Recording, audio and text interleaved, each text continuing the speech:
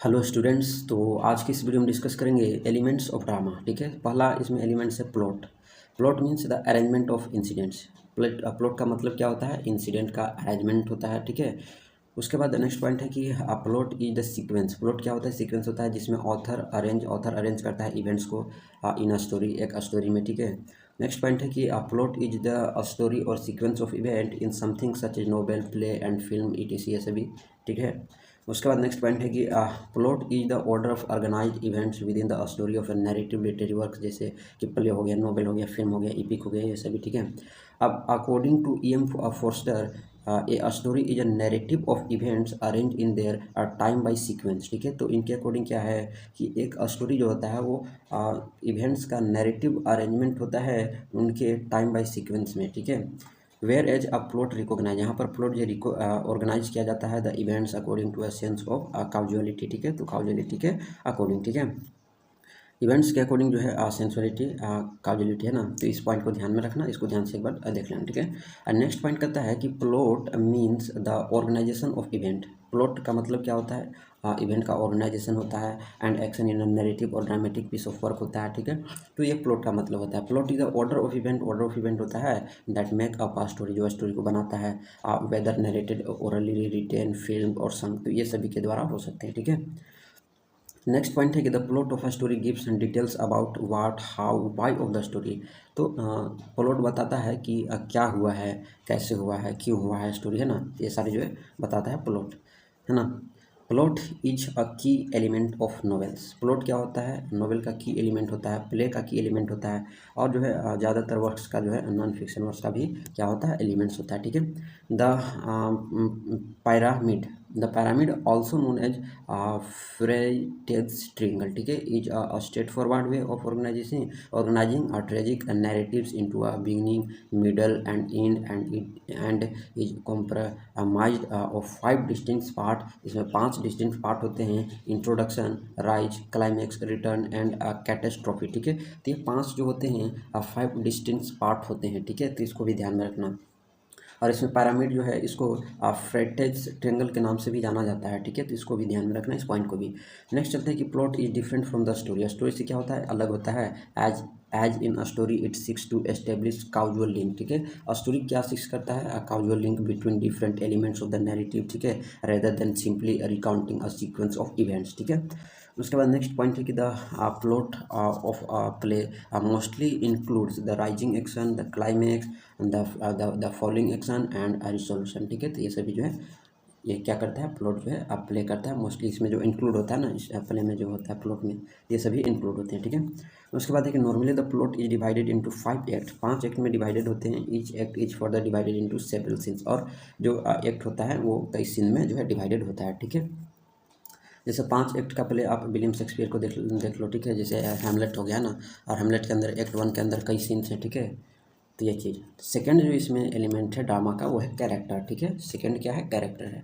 The term was inaugurated bye, किसके द्वारा inaugurate किया गया था? थियोफ्रास्टस के द्वारा। ठीक है, जो एक ग्रीक ऑथर थे 2nd सेंचुरी BC के। ठीक है, उन्होंने एक बुक लिखा था कैरेक्टर्स नाम का। ठीक है, जिसको कैरेक्टर्स कहते हैं। ठीक है, characters are men and women who act. अब कोई हो सकते हैं आदमी औरत, कोई हो सकता है जो है एक्ट करेगा। ठीक है, the the hero and heroine are 2 important figures. 2 important figures होते हैं एमंग द कैरेक्टर्स के बीच में। ठीक है, character is a person. Character क्या होता है? पर्सन होता है, एनीथिंग हो सकता है। ठीक है, कोई as a person such as spirit हो सकता है, ऑब्जेक्ट हो सकता है, एनिमल हो सकता है, वो कैरेक्टर है ना, नेचुरल फोर्स हो सकता है इन अ लिटरेरी वर्क। ठीक है, character is a witty. Character क्या होता है? विटी होता है। Sketch in approach of distinctive type of person हो सकता है। ठीक है, तो ये सभी जो है होते हैं characters.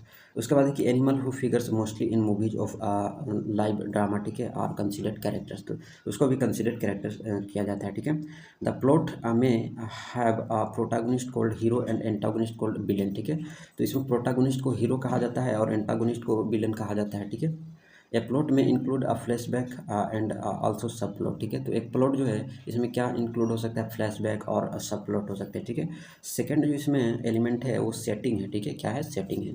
The setting of literature deals with the time place in which the story takes place, कि कब वो घटित हुआ, कहाँ घटित हुआ, है ना, जगह का नाम क्या था, ये चीज़। ठीक है, ये चीज़ सेटिंग होता है। या कहाँ लिखा गया उस स्टोरी को, ठीक है, या उस प्ले को। Setting is a literary tool इस है which is used by writers, जो राइटर्स के द्वारा किया जाता है फॉर स्टोरी लाइन को, है ना, establish the time, location and environment, ठीक है, तो ये सभी बताने के लिए।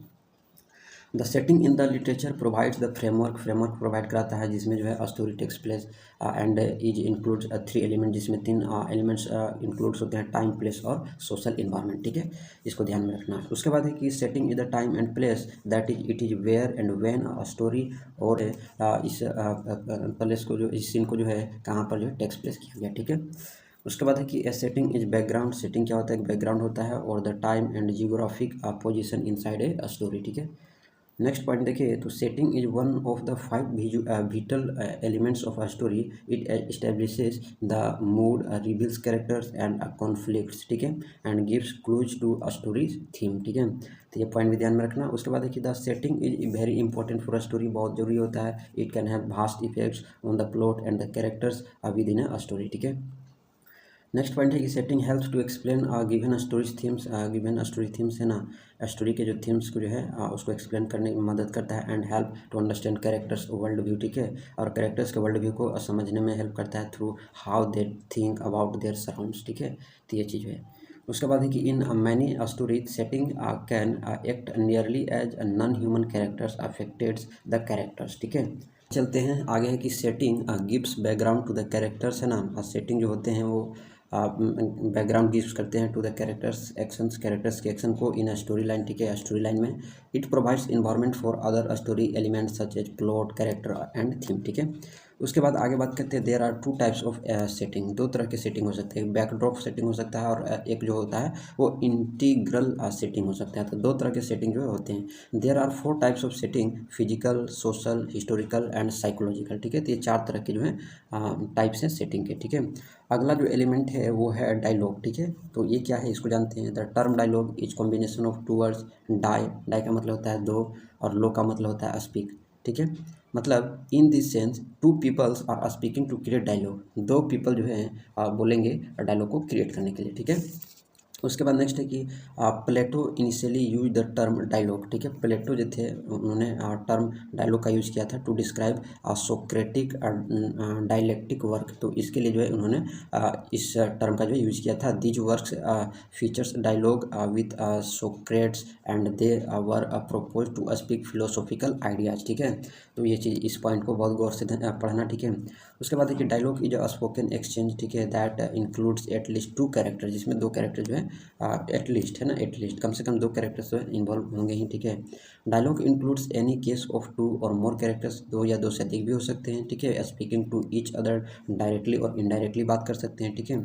इन प्रोज राइटिंग, अगर प्रोज राइटिंग में देखें तो the lines of dialogue are typically identified by the use of quotation mark, ठीक है, and dialogue tag. In plays में अगर देखें तो the lines of dialogue are preceded by the name of the person speaking, ठीक है। Most important point जो है ये सभी हैं, तो उसके बाद है कि dialogue is important for moving the plot of a story ahead, ठीक है, and can be a great way of turning over main information about characters and the plot, ठीक है। उसके बाद नेक्स्ट पॉइंट है कि dialogue can precede the plot, ठीक है, डायलॉग जो है वो प्लॉट को प्रीसीड कर सकते हैं, ठीक है, एक्सपोज अ कैरेक्टर्स थाउट और फीलिंग, ठीक है, और कैरेक्टर्स के थाउट को और फीलिंग को क्या कर सकते हैं, वो एक्सपोज कर सकते हैं, ठीक है। उसके बाद नेक्स्ट पॉइंट है कि डायलॉग कैन बी रिटेन और स्पोकन, वो 2 तरह से हो सकते हैं, या तो रिटेन हो सकता है या फिर स्पोकन हो सकता है। It is found in prose में ये पाया जाता है, and also sometimes in poetry, और ये कभी कभी पोएट्री में भी होता है, ठीक है। Dialogue can be used for a story के लिए इसका यूज़ किया जाता है, थाउटफुल और एजुकेशनल पर्पस के लिए जो इसका डायलॉग का यूज़ किया जाता है। Dialogue is use for explanation के लिए यूज़ किया जाता है, डिस्क्रिप्शन के लिए, है ना। Dialogue as a writing tool has numerous basic function, जिसके जो है बेसिक फंक्शंस होते हैं, ठीक है, जैसे कि mood, characters, setting, development of the plot, ठीक है। डायलॉग इज डिफरेंट टाइप्स, इसके डिफरेंट टाइप्स हो सकते हैं, जैसे डायरेक्टेड डायलॉग हो गया, मिस डायरेक्टेड डायलॉग हो गया, मॉड्यूलेटेड डायरेक्ट हो गया, कन्वर्सेशनल डायरेक्ट हो गया, है ना, कन्वर्सेशन हो गया, इंटरपोलेशन हो गया, conversation, internal dialogue and outer dialogue, तो ये सभी जो है इसी के टाइप्स हैं, ठीक है। नेक्स्ट जो हमारा एलिमेंट है ड्रामा का, वो कॉन्फ्लिक्ट है, ठीक है। द प्लॉट में have a protagonist who is oppose by antagonist, ठीक है, तो प्रोटागोनिस्ट यानी हीरो जो होता है, ठीक है, हीरो, और ये एंटागोनिस्ट मतलब villain, who is opposed by the antagonist, creating what is called as conflict। तो उसे क्या कहते हैं, कॉन्फ्लिक्ट कहते हैं, ठीक है।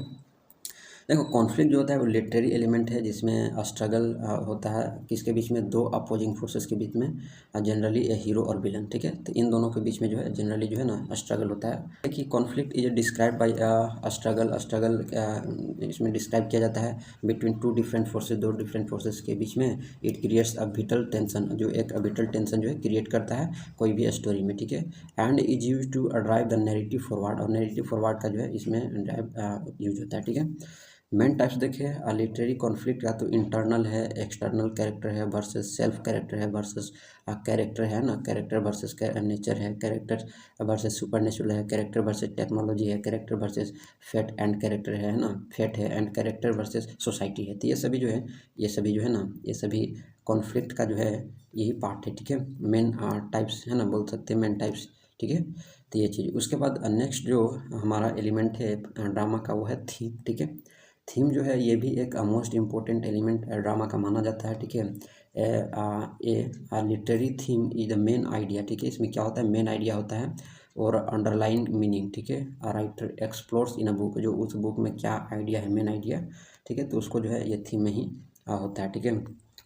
तो कभी एग्जाम में जो है थीम भी पूछता है, ठीक है। क्वेश्चन थीम भी रहता है कि इस प्ले का जो है क्या थीम थे या क्या सेंट्रल आइडिया थे उसका जो है लिखना है, तो इस टाइप के क्वेश्चन जो है आते हैं, ठीक है। उसके बाद है कि theme is a general thought, theme क्या होता है, जनरल थाट होता है, लेसन होता है और मीनिंग इन्वेस्टिगेटेड थ्रू आउट ए वर्क, ठीक है।